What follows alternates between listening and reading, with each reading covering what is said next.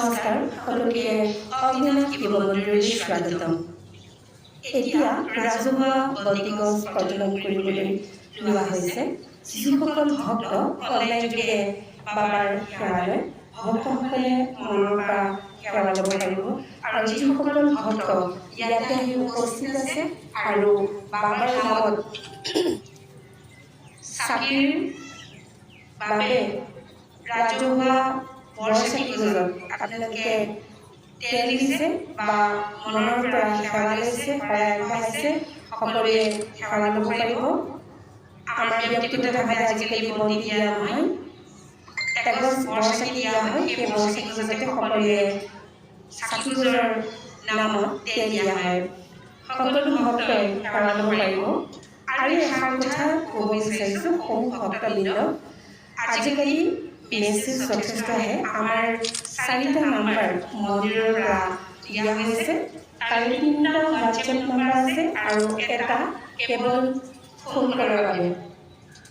Message তেওঁলোকৰ ইমানেই আহে 2500, 2600, 1500 এনেকৈ তেওঁলোকৰ মেছেজ হয়। তথাপি মেছেজ শেষ কৰে আকৌ লগালগ ভৰ্তি হৈ যায়। গতিকে আপোনালোক কোনো কাৰণতে মনত অসন্তোষ নকৰিব। আপোনালোকে যদি বাবাৰ নামত শুদ্ধ মনেৰে বাবাৰ নামত শৰাই আগবঢ়াইছে বা সেই যদি 2500 মেছেজ আহিছে বুলি 2500 শৰাই নহয়, কিন্তু কাৰণ বহুতে এই মন্দিৰভাগৰ কথা জানিবৰ কাৰণেও মেছেজ দিয়ে। গতিকে আমাৰ মেছেজখিনি চাই শেষ হোৱা নাই, তেওঁলোকৰ মেছেজ চাইহে পুনৰ আকৌ মেছেজ আহে। দ্বিতীয়তে ভক্তসকলে সেই 3টা নাম্বাৰতে দি দিয়ে। গতিকে 3টা নাম্বাৰতে তেওঁলোকৰ মেছেজ দিয়া নামটো, শৰাই দিয়া নামটো যদি দি দিয়ে বহুত অসুবিধা হয়। আৰু ভক্তসকলে এটা ভুল কৰে, যেতিয়া যিকোনো এগৰাকীয়ে সেই মেছেজটো চাই নামটো লিখি এটা ফটো দিয়ে, তেতিয়া আপোনালোকে বাকীকেইটা নাম্বাৰৰ মেছেজটো নিশ্চয় ডিলিট কৰি দিব লাগে। যদিহে আপোনালোকে ভাবিছে যে 3টা নাম্বাৰত দি দিছোঁ, 3বাৰ আমাৰ নামত শৰাই জ্বলাব হ'ব, কিন্তু সেইটো ভুল সিদ্ধান্ত। যদি সেইটো ভুল, আপুনি অন্যায় কৰিছে, নকৰিব তেনেকুৱা। যদি আপুনি 3টা নাম্বাৰ দিছে, এটাত যদি আপোনাৰ নামটো চেক কৰা হৈছে, তেতিয়াহ'লে আপোনালোকে বাকী নামকেইটা ডিলিট কৰি দিব, বাকীকেইটা নাম্বাৰৰ পৰা। তেওঁলোকে মেছেজ চাই শেষ কৰিব পৰা নাই, কিন্তু ভগৱানৰ নামত দিছে, হিচাপ নল'ব। আমি দিলোঁ, আমাৰ উত্তৰ দিয়া নাই, বাবালে দিছে। আপোনালোকৰ শৰাইখন বাবাই কোনদিনা গ্ৰহণ কৰিব সেয়া তেওঁ জানে। আমি ভগৱানক বস্তুটো দিলেই যে ভগৱানে লগালগ গ্ৰহণ কৰিব আমি ক'ব নোৱাৰোঁ। তেওঁ গ্ৰহণ কৰিব এটা নিৰ্দিষ্ট দিনত। সেই দিনটোলৈ আপোনালোকে অপেক্ষা কৰক। আপোনালোকৰ মেছেজ নিশ্চয় চোৱা হ'ব আৰু জানিব যেতিয়া আপোনালোকৰ মেছেজ চোৱা হ'ব, তাৰমানে তাৰ পিছৰ সোমবাৰটোতে আপোনালোকৰ শৰাইখন আপোনালোকৰ নামত আগবঢ়োৱা হ'ব। আৰু আমি প্ৰমাণ পাওঁ, মেছেজত আমি প্ৰমাণ পাওঁ, বহু ভক্তই যেতিয়া শৰাই অৰিহণাটো আগবঢ়ায়, বাবাই শুদ্ধ মনেৰে যদি আগবঢ়ায়, সেই আগবঢ়োৱা দিনে যি উদ্দেশ্যেৰে শৰাই অৰিহণাটো আগবঢ়ায়, তেওঁ কেতিয়াবা লগালগেই সফলতা পায়।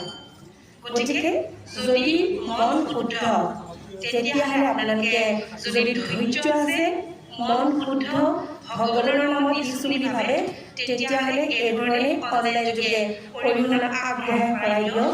যদি আপোনালোকৰ বিশ্বাস নাই অগ্নিনাভ মন্দিৰৰ ওপৰত বা আপোনালোকে হিচাপ লয়, তেতিয়াহ'লে অৰিহণা দিব নালাগে। মই অনুৰোধ জনাইছোঁ, আমাৰ এখন ৰাজহুৱা শৰাই দিয়া হয়, এভাগ ৰাজহুৱা চাকি দিয়া হয়। সেই ৰাজহুৱা শৰাইখন বা ৰাজহুৱা চাকি গছত সেৱা লৈ বহু ভক্ত সফল হৈছে। আপোনালোকৰ এটা টকাও খৰচ নোহোৱাকৈ সেই ৰাজহুৱা শৰাইখন বা সেই ৰাজহুৱা বন্তি গছত আপোনালোকে সেৱা ল'ব পাৰিব। পুনৰবাৰ কৈছোঁ, অলপ ধৈৰ্য ধৰিব। আপোনালোকৰ মেছেজ আমাৰ নিশ্চয় চোৱা হ'ব আৰু আপোনালোকৰ শৰাই আমি নিশ্চয় আগবঢ়োৱা হ'ব। ধন্যবাদ।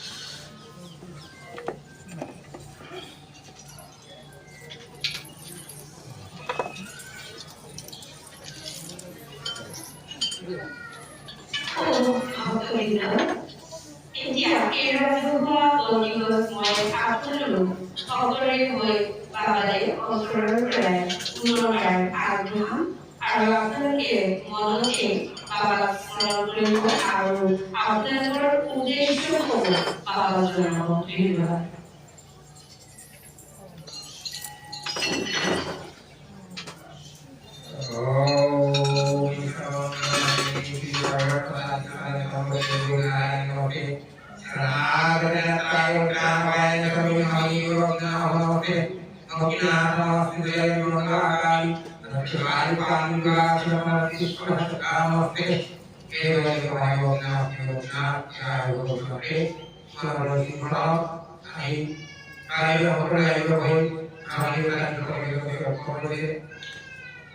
এই পবিত্ৰটি পালন গ্ৰহণ কৰিলে আমাৰ